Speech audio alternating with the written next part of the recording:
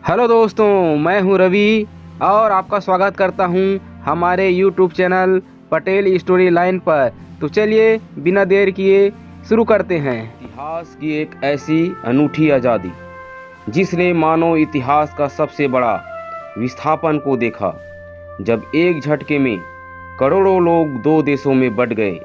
जिन लोगों ने एक साथ भारत की आज़ादी का सपना देखा था, वही लोग अब एक दूसरे की जान लेने को तैयार थे।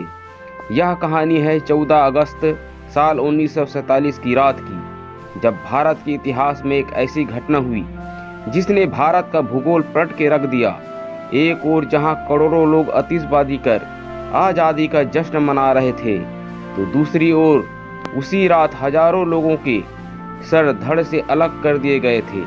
आज़ादी की रात को महिलाओं की आबरू तक लूट ली गई थी, बहन बेटियों के साथ हैवानियत की गई। आज भी बहुत से लोगों को नहीं मालूम कि 15 अगस्त साल 1947 से पिछली रात को क्या हुआ था, कैसे हुआ था और क्यों हुआ था। और सबसे बड़ा सवाल कि आज़ादी के लिए 15 अगस्त का ही दिन क्यों तय किया गया।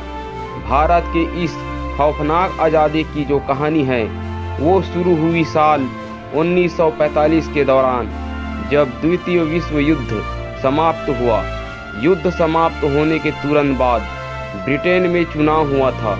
उस दौरान ब्रिटेन की लेबर पार्टी ने चुनावी वादा किया कि यदि चुनाव में उसकी जीत हो जाती है तब वह भारत सहित बहुत से गुलाम देशों को आज़ाद कर देगी। ब्रिटेन में लेबर पार्टी की जीत हुई। वादे के मुताबिक फरवरी साल 1947 में लॉर्ड माउंटबेटन को इस काम के लिए भारत भेजा गया। लॉर्ड माउंटबेटन ने हिंदुस्तान को आज़ाद करने के लिए 3 जून साल 1948 का दिन तय किया। लेकिन इसी बीच अखंड भारत के लिए एक नई परेशानी मुंह खोले खड़ी थी, और वह थी जिन्ना की जीत। जिन्ना ने भारत में रहने वाले मुसलमानों के लिए एक नए देश की मांग की। जीत पर अड़ गए। जी हाँ, जिन्ना को भारत के भूगोल का टुकड़ा करके एक नया देश चाहिए था, और वह भी खास मुस्लिम समुदाय के लिए।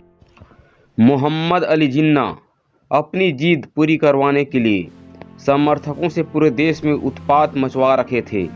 नए देश की मांग के बाद पूरे देश में दंगे की आग भड़क गई, जिनमें बंगाल और हैदराबाद का इलाका सबसे प्रमुख था। भारत में मोहम्मद अली जिन्ना ने जो हंगामा खड़ा किया था वह अंग्रेजों को बहुत पसंद आया। अंग्रेजों ने सोचा कि यही ठीक समय है जब भारत को आज़ाद करने के साथ साथ इसे 2 टुकड़ों में भी तोड़ा जा सकता है। फिर क्या था, जो आज़ादी 3 जून साल 1948 को मिलने वाली थी, लॉर्ड माउंटबेटन ने उसके लिए 15 अगस्त साल 1947 का दिन तय कर दिया। आपको जानना जरूरी है कि लॉर्ड माउंटबेटन ने 15 अगस्त का दिन ही इसलिए चुना क्योंकि अंग्रेजों के मुताबिक यह दिन बहुत शुभ था। इसी दिन की यानी कि 15 अगस्त 1945 को जापान ने आत्मसमर्पण किया था। लेकिन वही दूसरी तरफ भारत में रहने वाले ज्योतिषाचार्यों के मुताबिक यह दिन बहुत ही अशुभ था।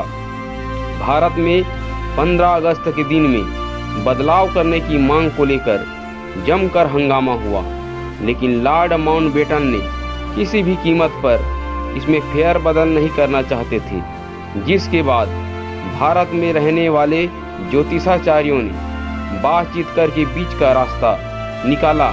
ज्योतिषियों के मुताबिक आज़ादी के ऐलान को लेकर 14 और 15 तारीख की आधी रात का समय तय कर दिया गया। एक ओर भारत को जल्द से जल्द आज़ादी का चोला पहनना था, दूसरी ओर मुस्लिम लीग के नेता मोहम्मद अली जिन्ना को मुस्लिमों के लिए एक अलग देश चाहिए था, और वह अंग्रेजों को जल्द से जल्द भारत को 2 टुकड़ों में बांटना चाहता था। इसके लिए अंग्रेजों ने सिरिल रेडक्लिफ नाम के एक कसाई को भारत भेजा, जिसका काम था भारत में एक लकीर खींचकर उसे 2 टुकड़ों में काट देना। दोस्तों, आपको जानकर आश्चर्य होगा कि जिस इंसान को अंग्रेजों ने इस कार्य के लिए चुना था वह कभी भारत आया ही नहीं था। उसे न तो भारत के भूगोल का पता था और न ही भारत की सांस्कृतिक बनावट का, और उस आदमी ने बिना कुछ सोचे समझे ही भारत के बीच लकीर खींच डाली। 14 अगस्त साल 1947 को पाकिस्तान नाम का एक देश बन गया और रात के 12 बजे के बाद यानी कि 15 अगस्त साल 1947 को भारत आज़ाद हो गया। लेकिन हैरानी की बात तो यह है कि दोनों देशों के बीच जो लकीर खींची गई थी उसे खींचने में 17 अगस्त तक का वक्त लग गया और आज़ादी की घोषणा के बाद शुरू हुआ हिंदुस्तान का सबसे बड़ा कत्लेआम।